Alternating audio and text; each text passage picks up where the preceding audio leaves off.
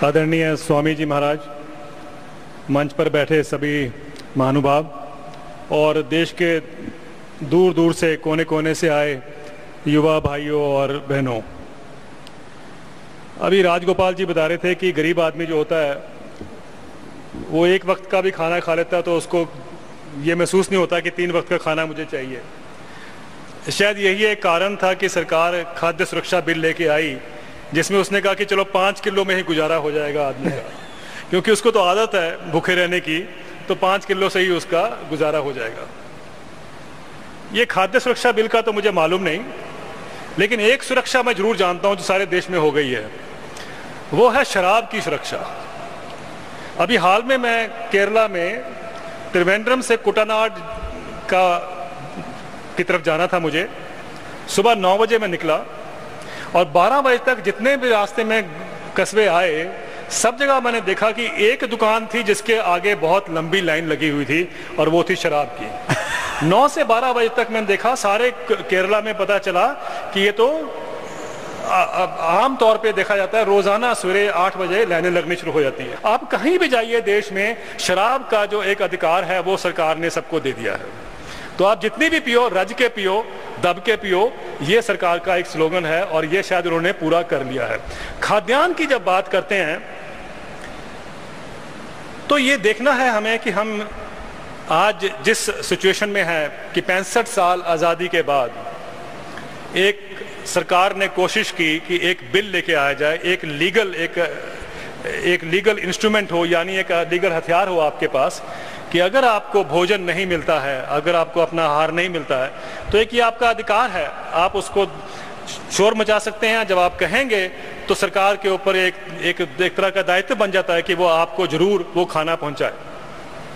देखने में अच्छा लगता है, ये अच्छा लगता है कि वे 50 साल के बाद, 65 साल के बाद सरकार ने कम से कम ये सोचा कि भूखे आदमी को आपको आहार देना है, उसको अनाज देना है। लेकिन थोड़ा अगर हम उसको और गहराई से जानने की कोशिश करें तो पता चलता है कि ये देने की तो बात ठीक है जो हम दे रहे हैं, क्योंकि इलेक्शन नज़दीक आ रही है तो हर पॉलिटिकल पार्टी कोशिश करती है कि जितने से जितना जल्दी लोगों को एक भ्रम में रखा जाए और ये एक दावा कर दिया जाए कि देखो अब तो हम आपको आपका अनाज भी देंगे, तो लोग शायद इस बात से उनको वोट करेंगे। शायद ये हो भी सकता है। हमारे देश में ये सब बहुत जनता पता नहीं क्यों इस बात को नहीं सोच पाती कि इसके पीछे अभिप्राय क्या है, लेकिन ये होता है। लेकिन ये हो क्या रहा है सारे देश में, क्यों हमारे देश में ये सब चीजें होने की जरूरत है? 65 साल आज़ादी के बाद आज दुनिया में जितने भी भूखे लोग हैं उसके 1/3 भूखे जो हैं वो भारत में पाए जाते हैं। यानी अगर भारत अपनी भूख को मिटा ले तो दुनिया की बहुत सारी भूख की प्रॉब्लम जो है वो खत्म हो जाती है। पिछले तकरीबन 15 साल में एक यूनाइटेड नेशंस का, संयुक्त राष्ट्र का एक प्रोग्राम चला, मिलेनियम डेवलपमेंट गोल्स। उसके अंतर उन्होंने कहा कि अगले 15 साल में, जो कि 2015 में खत्म हो जाएगा, उसमें कहा गया कि जो भी देश हैं सबको अपनी भूख को आधा कम करना है। अगर आपके देश में 65 करोड़ लोग हैं तो आपको कम से कम 30 करोड़ कम करने हैं पिछले अगले 20 साल में, ये कहा गया। और अभी उन्होंने आंकड़ा पेश किया, उसमें 38 देश ऐसे हैं दुनिया के जो अपने यहां, उनके यहां जितनी भूख है उसको आधा खत्म कर देंगे 2015 तक, जिसमें बांग्लादेश भी है, इंडोनेशिया भी है, जिनकी बहुत बड़ी जनसंख्या है, लेकिन भारत का उसमें कहीं नाम नहीं है। दुनिया में जितनी भी भूख कम हुई है ये लोकतंत्र में नहीं हुई है। बड़ा अफसोस ये है कि उन 2 मुल्कों में हुई है ज्यादा से ज्यादा, जो कि कम्युनिस्ट या सोशलिस्ट जिसको हम कहें वो मुल्क है, जहां पर लोकतंत्र नाम की चीज नहीं। सबसे ज्यादा भूख मिटाई गई है तो चीन ने मिटाई है, और चीन में आप जानते हैं लोकतंत्र नहीं है। और थोड़ी सी भूख अगर मिटाई है तो वियतनाम ने मिटाई है, जहां भी आप जानते हैं कि जो सिस्टम है डेवलपमेंट का पॉलिटिकल, वो हमारे जैसा नहीं है। देखिए क्या कारण है कि जहां लोकतंत्र है वहां पर गरीब और भूखमरी और जो पैसे राजगोपाल जी ने कहा कि लैंड एक्विजिशंस, ये सब जो नेचुरल रिसोर्सेज का जो दोहन है ये हो रहा है। तो कहीं ना कहीं लोकतंत्र के ऊपर भी सवाल खड़ा होता है, जिस तरीके का लोकतंत्र जिसमें से हम गुजर रहे हैं, जिसको हम भोग रहे हैं। भारत में दो चीजें महत्वपूर्ण है जो मैं आपके सामने रखूं। एक तो मैंने आपसे कहा कि भाई हमारा दुनिया में अगर हम रैंकिंग देखें तो हमारा 65 नंबर हमारा 2 साल पहले था, अब 67 हो गया। 67 नंबर पे हम दुनिया में टिकते हैं भूख के हिसाब से। लेकिन पिछले 10 साल में अभी एक सेंसस आया, उसकी रिपोर्ट पेश हुई 2001 और 2011 के बीच में। पहली बार यह पता चला है कि अब किसानों की जो जनसंख्या है या किसानों का जो नंबर है वो कम हो गया है। अब जो मजदूर हैं उनकी जनसंख्या बढ़ गई है। ये पहली बार हुआ है। आज तक हम ये मानते थे कि खेती में हमारे 55% देश की जो जनसंख्या है उसमें किसान जो हैं वो काश्तकार जो हैं वो खेती करते हैं, या उनकी जो एग्रीकल्चर जब हम गिनते हैं पॉपुलेशन तो वो लोग गिने जाते हैं। लेकिन अब यह पता चला है कि 24% तो मात्र 24% तो किसान रह गए हैं जिनके पास जमीन है, और 30% आज मजदूर हैं जो उस जमीन पर काम करते हैं। यानी इसका मतलब पिछले 40-50 सालों में लोगों को खेती से निकाला गया है। तो खेती से जब लोग निकलते हैं तो भूख का एक बहुत बड़ा जो एक जिसका आश्रय उनको होता है वो खत्म होता है, वो उससे निकल जाते हैं और फिर वो भूख अपना कटोरा लेके बाहर खड़े होते हैं। ये माना जाता था कि जब ये जो लोग खेती से निकल रहे हैं, किसान खेती से बाहर जा रहे हैं, ये शहरों की तरफ प्लान कर रहे हैं। और ये सोचा जाता था कि जो गरीब महिलाएं हैं या जो बुजुर्ग लोग हैं वो गांव में रह गए हैं और युवा जो लोग हैं वो शहर की तरफ चले गए। लेकिन अब इसमें भी सवाल खड़े हो गए। पिछले 2 साल की रिपोर्ट आई है, पिछले 2 साल, मात्र 2 साल के अंदर 90 लाख महिलाएं जो हैं गांव से रोजगार से मुक्त हुई, यानी रोजगार उनका छीना गया, और 35 लाख लोगों महिलाओं को शहरों में ज्यादा नौकरियां मिली हैं। इसका मतलब साफ है कि महिलाएं गांव से नौकरियां छोड़ के, ये मनरेगा वगैरह जो जिसकी हम बात करते हैं उसका असर नहीं है। इसका मतलब है गांव से महिलाएं नौकरियां छोड़ के या जो मजदूरी करती हैं वो छोड़ के अब शहरों में जाके नौकरियां कर रही हैं, मजदूरी कर रही हैं। ये भी एक नजर आ रहा है। तो इसका मतलब यह है कि गाँव खाली किए जा रहे हैं और शहर जो है वो बड़े बनते जा रहे हैं। आप जानते हैं कि शहरों की जो जनसंख्या वो कैसे बढ़ती जा रही है और किस तरीके से शहरों का फैलाव हो रहा है। इस सारे पोजीशन के अंदर ये जो हम खाद्य सुरक्षा की जब बात होती है तो हम क्या लेके जा रहे हैं देश के सामने, ये हमें समझने की जरूरत है।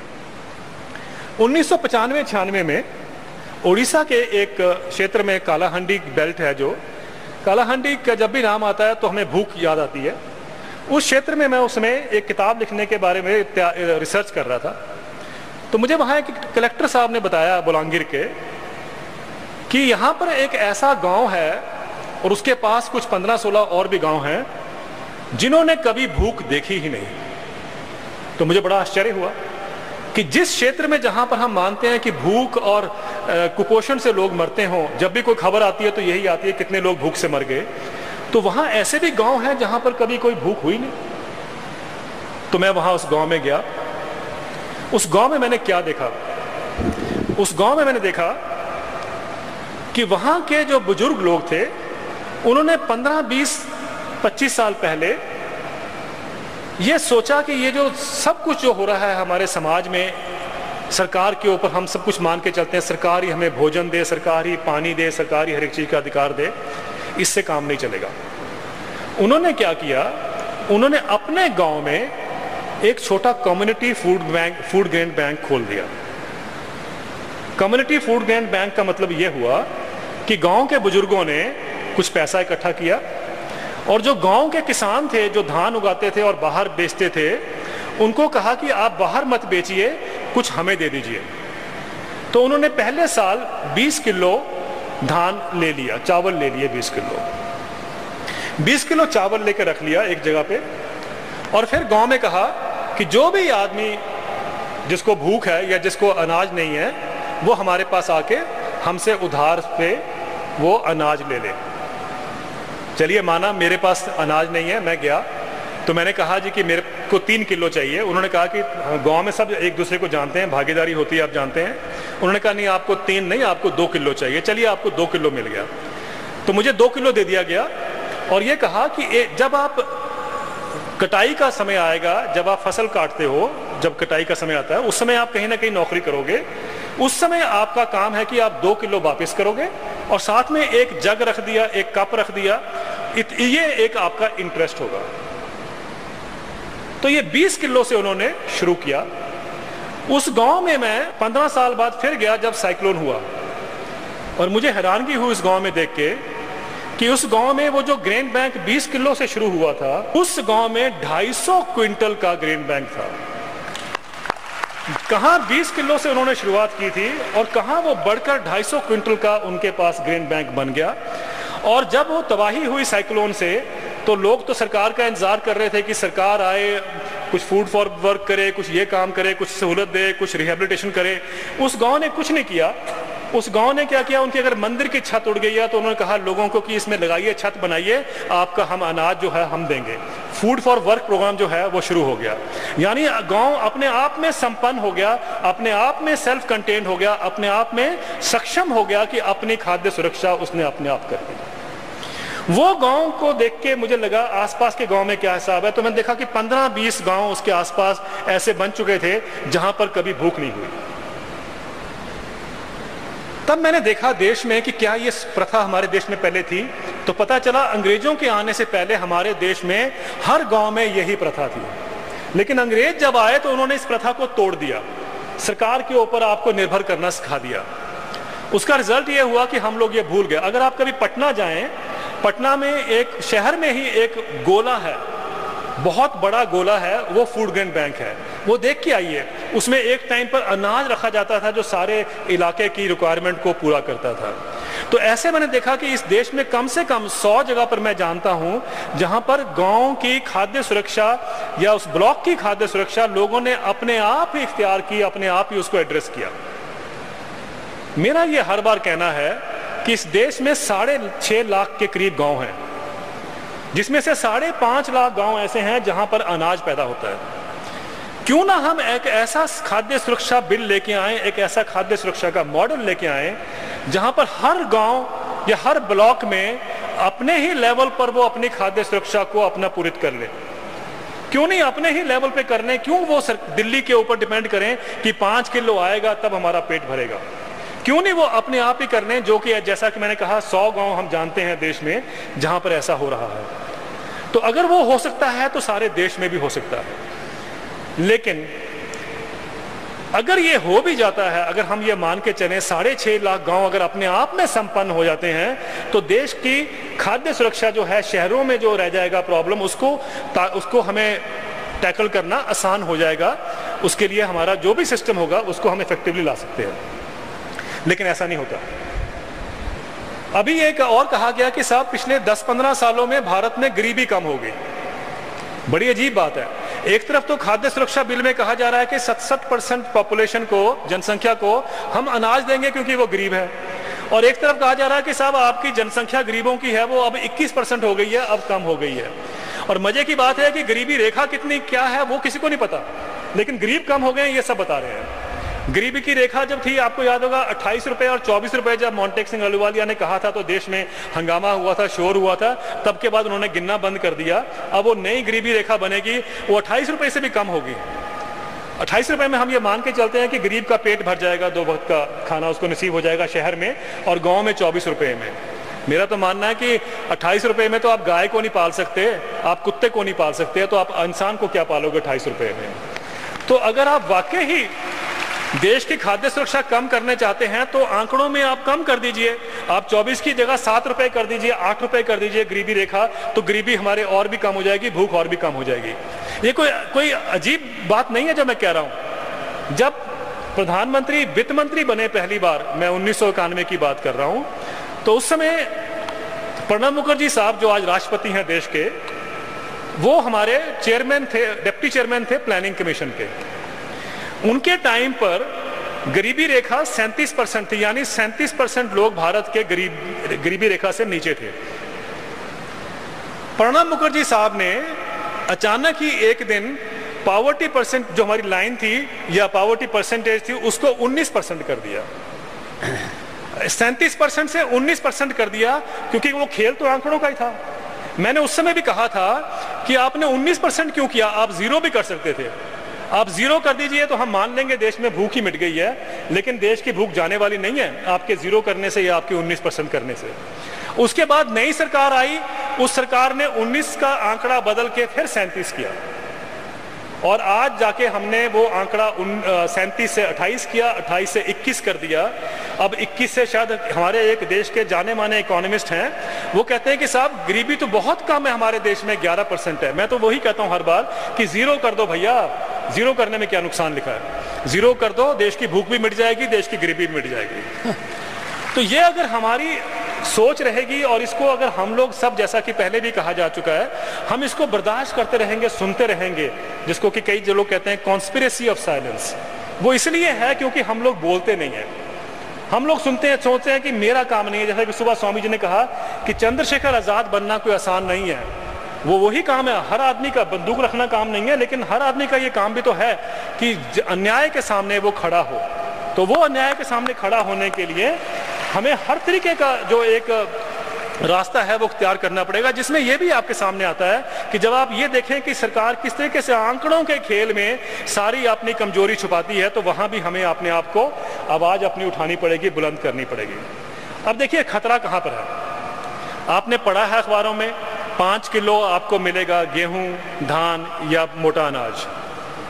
सरकार ने कहा है कि भाई एक लीगल है, एक अब ये हो गया कि अगर आपको नहीं मिलता है तो जो अफसर कंसर्न है उसको सजा भी हो सकती है, उसको फाइन भी हो सकता है। तो ये माना जा रहा है कि सबको मिलेगा। चलिए अगर सबको भी मिलता है, सरकार की आगे मंशा देखें। सरकार ये कहती है कि 2014 के इलेक्शन से पहले खाद्यान्न का जो ये फूड सिक्योरिटी का जो लीगल एंटाइटलमेंट है, यानी जो आपको मिलना चाहिए 5 किलो, ये अब कैश के माध्यम से मिलेगा, पैसे के माध्यम से मिलेगा। यानी आपको पैसा मिलेगा, आप जाइए दुकान में और आप उसको कैश करा लीजिए, आप अनाज ले आइए। उनका कहना है कि इससे भ्रष्टाचार मिट जाएगा। राष्ट्रपति साहब ने जब, प्रणब मुखर्जी साहब ने जब इस फरवरी में बजट में अभिभाषण करना होता है, उसमें उन्होंने कहा था कि 2014 की इलेक्शन से पहले यह कैश ट्रांसफर होगा। अब कैश ट्रांसफर का मतलब आप देखिए, कैश ट्रांसफर का मतलब यह है कि अगर आप गांव में रहते हैं, आपको कूपन मिल जाएगा या आपके बैंक में पैसा आ जाएगा। आप अपने गांव के या कस्बे के दुकान में जाएंगे, किसी भी दुकान में जाएंगे, कूपन देंगे, आपको 5 किलो अनाज मिल जाएगा। इसका मतलब यह हुआ कि जो राशन की शॉप थी, अब उसकी जरूरत नहीं रहेगी। जब राशन की दुकानें बंद हो जाएंगी तो जो लीगल एंटाइटलमेंट है कि गरीब आदमी को अगर नहीं मिलता है तो सरकार का जो अफसर है, जो कंसर्न, वो दोषी है, उसको सजा हो सकती है, उसका कोई मतलब रहेगा नहीं, क्योंकि आप तो किसी प्राइवेट दुकान से जाके खरीद रहे हैं। दूसरी बात यह है कि जब राशन की शॉप्स नहीं रहेंगी तो सरकार के पास जो ये आज एक बोझ है कि हमें 610 लाख टन का अनाज हर साल लेना पड़ेगा, खरीदना पड़ेगा किसानों से, उसकी भी जरूरत नहीं रहेगी, क्योंकि आपकी राशन की दुकानें नहीं है। जब राशन की दुकानें नहीं है तो प्रोक्योरमेंट करने की भी जरूरत नहीं है। जब प्रोक्योरमेंट करने की भी जरूरत नहीं है तो मिनिमम सपोर्ट प्राइस की भी जरूरत नहीं है। आप देखिए कितना बड़ा खेल है। और ये कोई हवा से बात नहीं, हवा में बात नहीं हो रही है। सरकार के अपनी जो चेंजेस हो रही हैं उसमें 2 चेंजेस बड़ी इंपॉर्टेंट है। सरकार कहती है कि हम किसानों से हर साल 80-90 मिलियन टन यानी 800 से 900 लाख टन का अनाज जो है खरीदते हैं। ये हमारे बस की बात नहीं है। हम उतना ही खरीदेंगे जितनी हमें जरूरत है, जो देश को जरूरत है वो है 200 लाख टन के करीब, यानी बाकी जो है वो बाजार के हवाले छोड़ दिया। तो प्रोक्योरमेंट कम हो गई, एक तो सरकार ने खुद मान लिया, उधर कैश ट्रांसफर होगी। अब दोनों चीजों को आप देख के चलिए, प्रोक्योरमेंट कम होगी, उधर कैश ट्रांसफर होगी। सरकार का जो बोझ है या हेडेक है वो नहीं है अब कि आपको हर दुकान में उनको पहुंचाना है। दूसरी बात यह है, सरकार कहती है कि जो ये food corporation of India FCI के पास इतना बड़ा भंडार पड़ा, आप देखते हैं टीवी पे कि उनका अनाज सड़ रहा है सरकार का उसमें पड़ा हुआ, वो जो अनाज है वो अब जो लोगों को बांटना है, क्योंकि जब राशन शॉप नहीं रहेंगी तो उसकी जरूरत भी नहीं है, अब वो कह रही है कि इसको वायदा बाजार में लगाया जाएगा। तो एफसीआई का रोल जो है वो बदला जा रहा है। अब वो लोगों को बांटने का, अनाज पहुंचाने का काम नहीं है, अब वो वायदा बाजार में वो भी आप उसका दाम लगाएगी, वो भी खेल करेंगे, यानी आपकी जो कीमतें हैं वो और भी बढ़ेंगी। तो सरकार ने तो ये सोच लिया है। ये खाद्य सुरक्षा किसकी होगी, कैसी होगी, ये हमें समझने की बहुत जरूरत है। सबसे बड़ा इसका नुकसान होगा किसानों के ऊपर।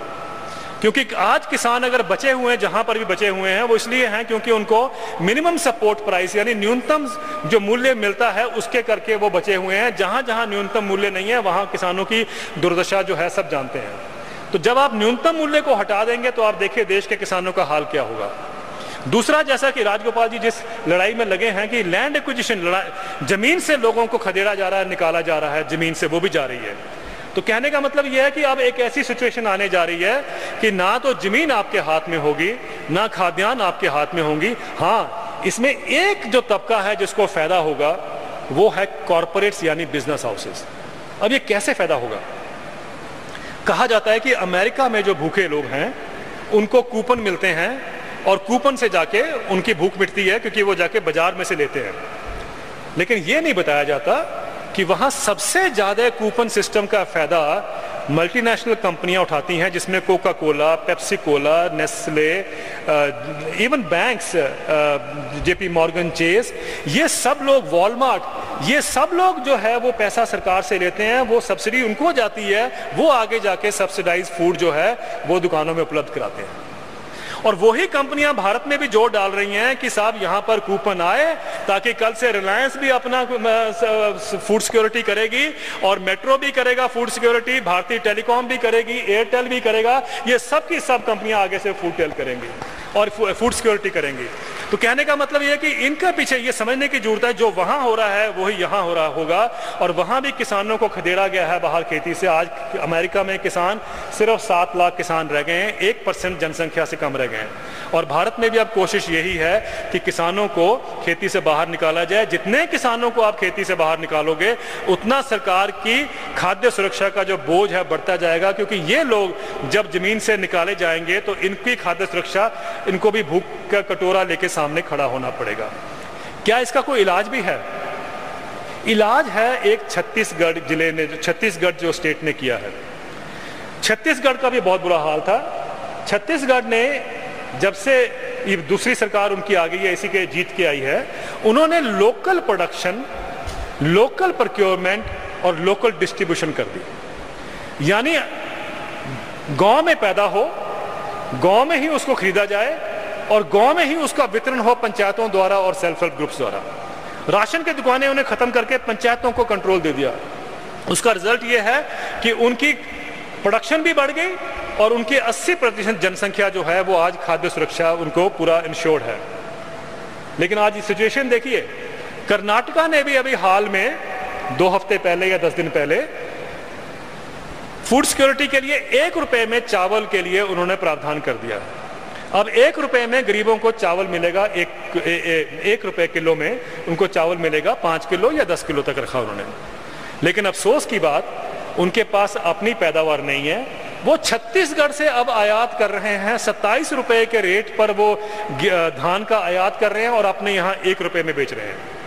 ये रास्ता नहीं है। रास्ता वो है जो छत्तीसगढ़ ने किया है।